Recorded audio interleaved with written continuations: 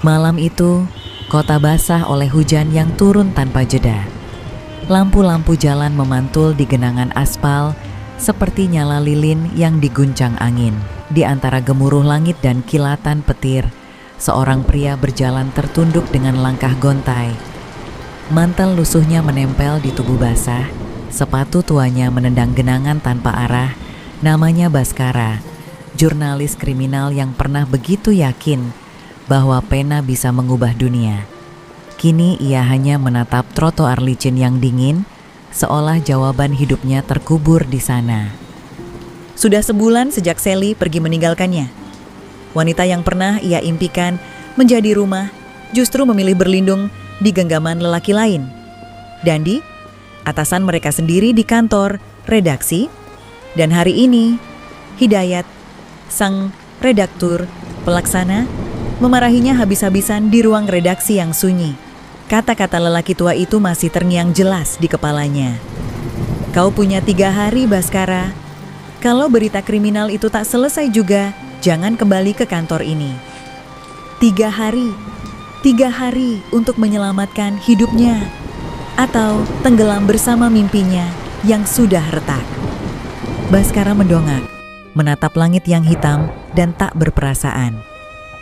Hujan menampar wajahnya, tapi ia tak bergeming. Dadanya sesak oleh beban yang tak lagi bisa ditampung logika. Apa salahku Tuhan? Suaranya pecah di antara gemuruh. Aku cuma ingin hidup sedikit lebih baik. Kenapa selalu aku yang kalah? Petir membelah langit, menyambar jauh di utara. Ia terus berjalan, tanpa tahu langkahnya membawanya ke tanah lapang di pinggir kota. Bekas taman rekreasi yang kini terlupakan. Di sanalah, di tengah hujan yang menggila, ia menengadah lagi, menantang langit yang seolah dia mendengar, kalau memang aku tak pantas hidup, ambil saja semuanya. Dan seketika dunia meledak dalam cahaya putih. Petir menyambar. Tubuhnya terangkat sepersekian detik sebelum terhempas ke tanah berlumpur. Semua warna menghilang. Tak ada suara, tak ada rasa, hanya keheningan yang membentang seperti laut hitam tanpa ujung. Kemudian, samar-samar, ia mendengar sesuatu. Bisikan, maafkan aku. Dia tidak akan pernah tahu aku mencintainya. Aku menyesal. Ratusan suara bergema di kepalanya, datang dari kegelapan yang tak berwajah. Ia ingin menjerit, tapi tubuhnya tak bisa digerakkan. Lalu semuanya padam. Ketika kesadarannya perlahan kembali, ia mencium aroma antiseptik dan mendengar bunyi alat medis berdetak teratur. Pandangannya buram, tapi perlahan ia tahu, ia berada di rumah sakit lampu putih, menggantung di langit-langit, menyorot wajah seorang perawat muda yang sedang menulis sesuatu di buku catatan.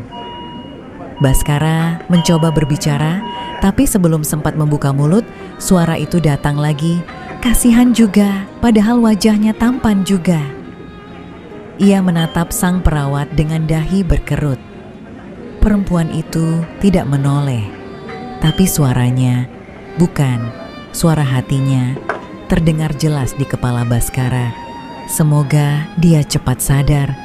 Aku ingin pulang sebelum hujan turun lagi. Baskara tersentak, jantungnya berdegup keras. Ia menatap sekeliling, mencari sumber suara itu, tapi tak ada siapa-siapa. Hanya dirinya dan perawat itu. Apa aku mendengarnya?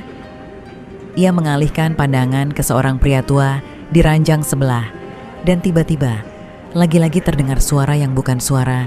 Andai aku sempat minta maaf pada anakku. Baskara menggenggam kepalanya. Suara itu tak berhenti, bergema, bertindihan, seolah dunia baru yang bising tiba-tiba menelannya bulat-bulat. Dalam kepanikan dan ketakutan, hanya satu hal yang ia sadari. Sejak malam ia tersambar petir, ia bisa mendengar suara hati manusia, dan itulah awal dari segalanya. Cahaya putih rumah sakit membuat matanya perih. Dunia terasa lambat, seperti baru diputar kembali setelah jeda yang panjang. ia masih bisa mencium bau obat, karbol, dan suara detak alat monitor. Di sisi ranjang tubuhnya lemas, tapi pikirannya justru riuh. Seorang perawat datang membawa nampan kecil berisi suntikan dan catatan medis. Senyumnya ramah, tapi Baskara masih terpaku menatap wajahnya.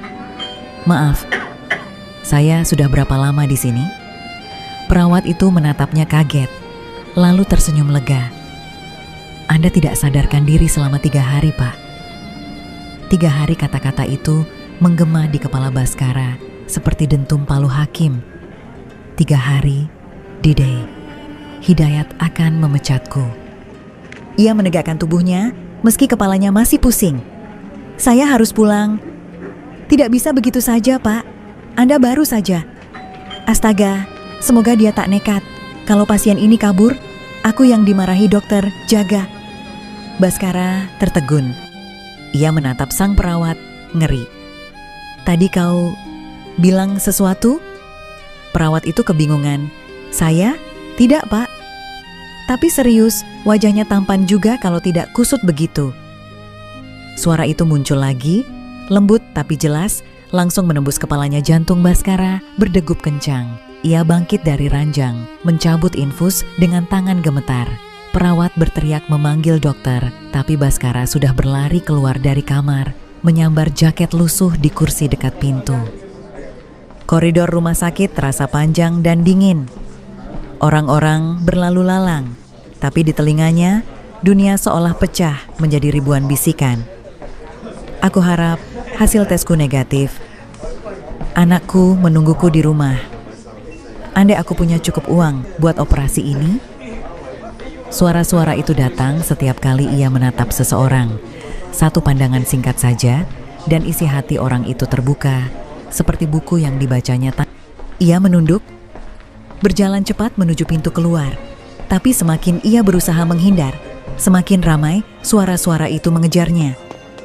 Dia aneh, kenapa jalan cepat sekali? Mungkinkah pasien kabur?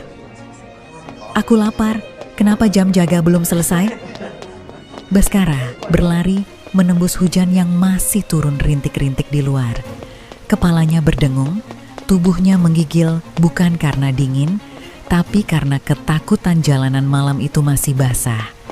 Lampu-lampu kota memantulkan warna kuning di genangan air. Baskara berjalan cepat melewati trotoar, menunduk, mencoba tidak menatap siapapun. Tapi sekali pandangan matanya bersinggungan dengan orang yang lewat, suara itu muncul lagi. "Gajiku tak cukup bayar kos. Pacarku selingkuh dengan temanku sendiri. Kapan hidup ini berhenti menyakitiku?" Setiap suara adalah luka yang menular. Ia merasa dadanya sesak, seolah ribuan rahasia manusia menumpuk di dalam kepalanya. Diamlah semua." Ia menutup telinganya, tapi suara itu tidak hilang. Suara itu tidak datang dari luar, tapi dari dalam pikirannya sendiri. Butuh waktu hampir 1 jam baginya untuk sampai di tempat tinggalnya. Kos-kosan murah di pinggiran Jakarta, di gang sempit yang nyaris tak tersentuh cahaya dindingnya lembab, catnya mengelupas dan air menetes dari atap setiap kali hujan. Kamar nomor 7 di ujung gang itu adalah tempat satu-satunya yang masih bisa ia sebut rumah. Ia membuka pintu dengan tangan gemetar. Bau apek bercampur dengan sisa mie instan semalam menyambutnya. Di sudut ruangan, meja kecil dipenuhi tumpukan kertas dan kamera tua yang rusak. Baskara menjatuhkan tubuhnya di kasur tipis yang pegasnya menonjol keluar. Ia menatap langit-langit yang retak dan berbisik lemah, "Tolong, berhenti." Lalu, keajaiban kecil terjadi sunyi. Tak ada lagi suara, tak ada bisikan, tak ada keluhan, tak ada rahasia. Dunia seketika hening, dan dalam hening itu, untuk pertama kalinya setelah 3 hari, Baskara bisa bernapas lega. Ia menutup mata. Di luar, hujan masih jatuh pelan di atap seng, menimpa dunia yang baru, dunia di mana ia sendirian, tapi tidak benar-benar sendiri.